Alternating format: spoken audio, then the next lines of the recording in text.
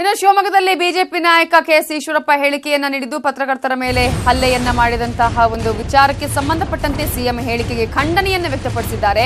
ಆಗಲ್ಲ ಅಂದ್ರೆ ಸಿಎಂ ರಾಜೀನಾಮೆಯನ್ನ ಕೊಡ್ಲಿ ಅನ್ನುವಂತಹ ಹೇಳಿಕೆಯನ್ನ ಕೂಡ ಕೊಟ್ಟಿದ್ದಾರೆ ಕೆಎಸ್ ಈಶ್ವರಪ್ಪ ಅವರು. ಈಗಾಗಲೇ ಆಗ್ರಹವನ್ನ ಮಾಡಿದ್ದಾರೆ. ಇವರೇ ಮಾಧ್ಯಮಗಳ ಮೇಲೆ ಹಲ್ಲೆ ಆಗುತ್ತೆ ಅಂತ ಹೇಳ್ತಾರೆ. ಸಿಎಂ ಕುಮಾರಸ್ವಾಮಿ ವಿರುದ್ಧ ಈಗಾಗಲೇ ಈಶ್ವರಪ್ಪ ವಾಗ್ದಾಳಿಯನ್ನ ನಡೆಸಿದ್ದಾರೆ. ಮಾತ್ರ ಹೇಳ್ತೀನಿ, ಮಾಧ್ಯಮಗಳ ಮೇಲೆ ಪತ್ರಿಕಾ ಸ್ವಾತಂತ್ರ್ಯ ಹರಣವನ್ನು ಮಾಡೋದಕ್ಕೆ ಶ್ರೀಮತಿ ಇಂದಿರಾ ಗಾಂಧಿಯವರು ತುರ್ತು ಪರಿಸ್ಥಿತಿಯನ್ನು ದುರುಪಯೋಗ ಮಾಡಿಕೊಂಡ್ರು. ತುರ್ತು ಪರಿಸ್ಥಿತಿನಲ್ಲಿ ಇಡೀ ದೇಶ ಆ ಒಂದು ಪತ್ರಿಕಾ ಸ್ವಾತಂತ್ರ್ಯ ಉಳಿಸಬೇಕು ಅಂತ ಅಂದ್ಕೊಂಡು ಇಡೀ ದೇಶದಲ್ಲಿರುವಂಥ ಎಲ್ಲ ಪ್ರಜಾಪ್ರಭುತ್ವವಾದಿಗಳು ಜೈಲಿಗೆ ಹೋಗಿ ಪತ್ರಿಕಾ ಸ್ವಾತಂತ್ರ್ಯವನ್ನು ಉಳಿಸ್ಕೊಟ್ವಿ. ಅದೇ ರೀತಿ ಶ್ರೀಮತಿ ಇಂದಿರಾ ಗಾಂಧಿ ಅಧಿಕಾರ ಕಳ್ಕೊಂಡ್ರು.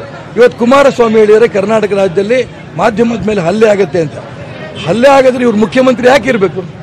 ಹಲ್ಲೆ ಆಗೋದು ಇವ್ರಿಗೆ ಗೊತ್ತಿದ್ರು ಕೂಡ ನಾನು ಹಲ್ಲೆ ಆಗತ್ತೆ ಅಂತ ಇವರೇ ಹೇಳ್ಬೇಕೇನು? ಇವ್ರ ಕೈಲಿ ಆಗಲಿಲ್ಲ ಅಂದ್ರೆ ರಾಜೀನಾಮೆ ಕೊಟ್ಟು ಬೇರೆಯವ್ರು ಮುಖ್ಯಮಂತ್ರಿ ಮಾಡಲಿ. ಅವಾಗ ಹಲ್ಲೆ ಆಗೋದು ಅವರವರು ನಿಲ್ಲಿಸ್ತಾರೆ. ಇವ್ರು ಮುಖ್ಯಮಂತ್ರಿ ಆಗೋಕ್ಕೆ ನಾನು ಅನ್ಫಿಟ್ ಅಂತ ಒಪ್ಕೊಂಡಂಗಾಯ್ತು.